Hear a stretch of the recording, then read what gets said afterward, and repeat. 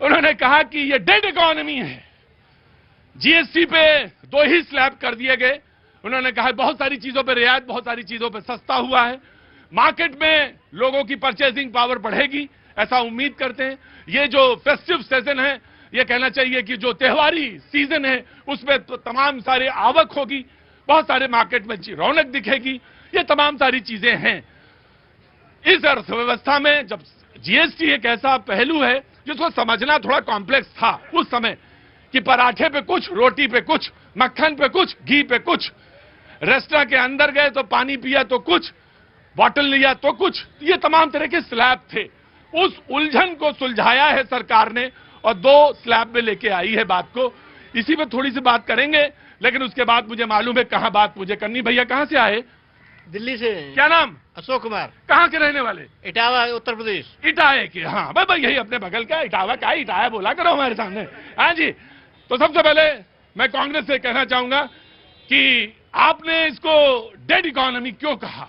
देखिए, सबसे पहले तो देर आए दुरुस्त आए। राहुल जी बहुत साल पहले जब ये टैक्स थोप रहे थे तो राहुल जी ने तब भी इसको गब्बर सिंह टैक्स की संज्ञा दी थी कि किस तरीके से गरीब लोगों पर आप ये टैक्स थोप रहे हैं जीएसटी के माध्यम से। यानी कि जो महंगी, जो लग्जरी चीजें थी, यानी मर्सिडीज कार पर तो टैक्स कम था और ट्रैक्टर पर टैक्स ज्यादा था, खाद्य पदार्थों पर टैक्स ज्यादा था।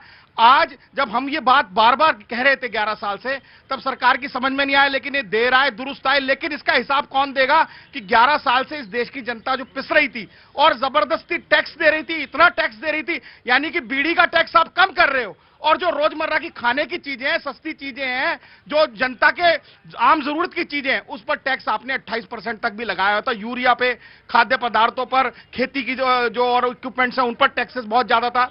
तो इस सब टैक्सेस को ठीक करने का काम, और टैक्स जो लोग दे रहे हैं जीएसटी रिटर्न के लिए, पूरे व्यापारी और जितने इंडस्ट्रियलिस्ट हैं वो परेशान हैं, उनका कैसे वापसी हो, इस पर भी सरलीकरण करने का काम किया था। जब ये सेल टैक्स था तो ये इसीलिए बनाया गया था कि ताकि इसको सरलीकरण किया जाए, लोगों को सुविधा मिले और इकोनॉमिक ग्रोथ हो, फ्लोरिश हो। लेकिन आज कहीं ना कहीं 11 साल से तो इकोनॉमी की हालत देश में देख ही रहे क्या है।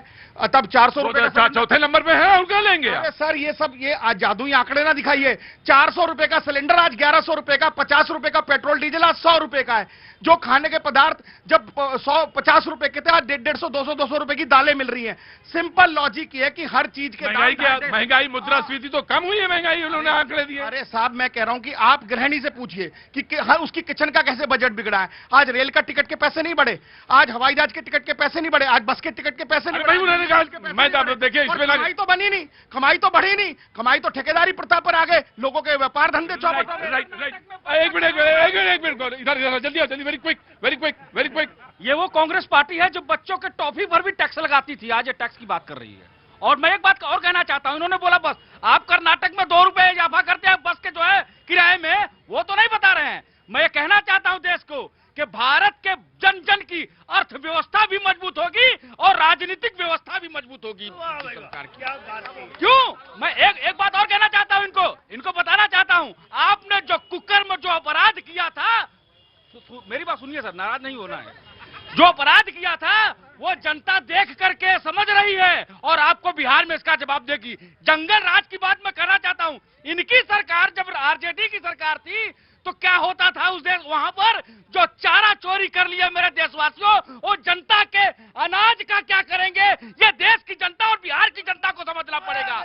जो नेशनल हेराल्ड में घोटाले के जमानत पर है और दूसरे के ऊपर आरोप लगाते हैं चोरी का, इसे कहते हैं चोर मचाए शोर। पिछले 11 साल से तो केंद्र में भारतीय जनता पार्टी की सरकार है और 20-21 साल से भारतीय जनता पार्टी और नीतीश जी की सरकार है, और अभी तक आप गाना सुना रहे हैं लालू यादव जी का। अरे अपने समय में बताइए ना। मैं खुद 15 दिन अभी वोट चोरी यात्रा पर घूमकर आया हूं बिहार में। पूर्णिया जिले में गया, मैं दरभंगा में गया, मैं मोतिहारी में गया, सीतामढ़ी में गया, आपके अपना जहां वो पेंटिंग्स होती है, क्या नाम है सर उसका, मधुबनी गया, पटना गया।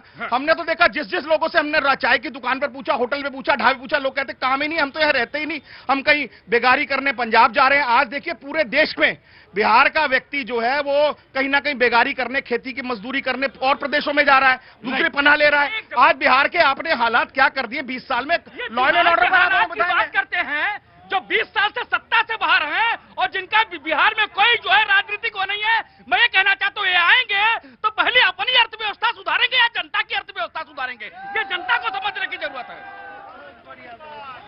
देखिए भैया जी, बैठ जाओ। आज पहले बिहार और बीड़ी पे तो मैं बाद में आऊंगा, पहले जीएसटी पे आ जाता हूं। जीएसटी की भैया जी 56वां बैठक हुई थी परसों, और 56वां बैठक में इस बार के नवरात्रा में 56 भोग की व्यवस्था हमारे माननीय मोदी यशस्वी नरेंद्र मोदी जी ने दिया है। और जिस तरीके से जीएसटी की बात कर रहे हैं, 56वें बैठक में हमने 11 घंटे के मैराथन बैठक पे युवाओं के लिए, नौजवानों के लिए, किसानों के लिए, महिलाओं के लिए जो जीएसटी में जो प्रावधान में जो डबल स्लैब में हमने खत्म करके डबल स्लैब में जारी किया है, ये देश की जनता की बहुत पुरानी मांग थी। और जिस तरीके से किसानों की अर्थव्यवस्था को मजबूत करने के लिए और आर्थिक राजधानी गांव को बनाने के लिए हमारी सरकार कृत संकल्प थी, उसी के तहत जीएसटी लेकर आए हैं। आज ये जीएसटी को गब्बर सिंह टैक्स कह रहे थे, लेकिन ये नहीं कह रहे थे, ये कह रहे थे कि 8 साल, आप 12 साल हो गए, 11 साल हो गए, आपने तब क्यों नहीं किया? दूसरी बात भैया जी, 8 साल पहले भी हमने जीएसटी पे संशोधन किया था, और उस समय ये कह रहे थे कि इनकी सरकार ये कह रही थी कि पेट्रोल और डीजल की बात कर रहे थे। इनकी सरकार के 3 मुख्यमंत्री हैं, 2 जगह इनकी कॉन्फेडरेशन की गवर्नमेंट है, 5 जगह इनकी सरकार है, लेकिन 5 जगह के मुख्यमंत्री ने इस जीएसटी में कोई विरोध नहीं किया। पूरी सरकार, पूरी देश की सारी सरकार हमारी सरकार के समर्थन के साथ थी, जीएसटी के साथ थी, और जो हमने किया है ये देश के युवाओं की राइट, मैं आता हूं। हाँ बोलो, क्या बोल रहे थे? मैं कह रहा था, हाँ, कहो। भैया भी कहे जो 11 साल के बाद याद आया, हाँ। तो आपने 54 साल में 1 एम्स बनाए थे, आज 11 साल में 24 एम्स कैसे बने? आपको बोलते हुए शर्म नहीं आ रहा? आज जो अगर टैक्स के पैसे हैं वो देश में लग रहा है, देश के साथ हाईवे बन रहा है, एयरपोर्ट बन रहा है, एम्स बन रहा है, आपने सारे पैसे अपने तिजोरी में बंद करे और आप चोरी की बात करते हैं। सबसे पहले चोरी किसने करा? वोट चोरी। रुको रुको रुको रुको रुको, जनाब आली, कहां से आना हुआ? सर फरीदाबाद से हूँ मैं। बहुत बहुत, क्या नाम है आपका? तनसीर अहमद। एक मिनट, क्या नाम? एक मिनट को। तनसीर अहमद। तनसीर अहमद भाई, बहुत बहुत शुक्रिया, और बातचीत का सिलसिला जोड़िए। सर ये है, भाजपा सरकार कहती थी कि जो हवाई चप्पल पहनते हो ना हवाई जहाज में बिठाएंगे। राइट। आज इतने सारे खड़े, बता दे वंदे भारत में कितने लोग बैठे हैं? भाई हम भी बैठे हैं। और दूसरी, ठीक है, और दूसरी, मैं सर इंजीनियरिंग कर रखी है, डिप्लोमा 2017 में पास आउट हुआ। इनके उल जलूल कानूनों की वजह से पूरा कंस्ट्रक्शन का काम खत्म, ना के बराबर। लेकिन बात यह है, नहीं नहीं नहीं नहीं, ये बात, ये एक जनरल सवाल, नहीं नहीं, हाँ, कोई बात कहने का एक तरीका होता है, इन्होंने अपनी बात तरीका कहा इन्होंने। मैं एक सवाल पूछता हूं कि मैं उत्तर प्रदेश का रहने वाला हूं, तो मैं अपने उत्तर प्रदेश की बात कर, तो मैं जब बच्चा था तो कितने एयरपोर्ट थे लियाकत भाई? हैं? अरे तंसीम भाई, वही बात तुम्हारे लिए थोड़ी कह रहा हूं मैं। तंसीम भाई, कितने थे, कितने एयरपोर्ट थे हमारे दरभंगा में? हाँ आमिर, बोलो। हम भाइयों और बहनों, अरे रुको, आराम से।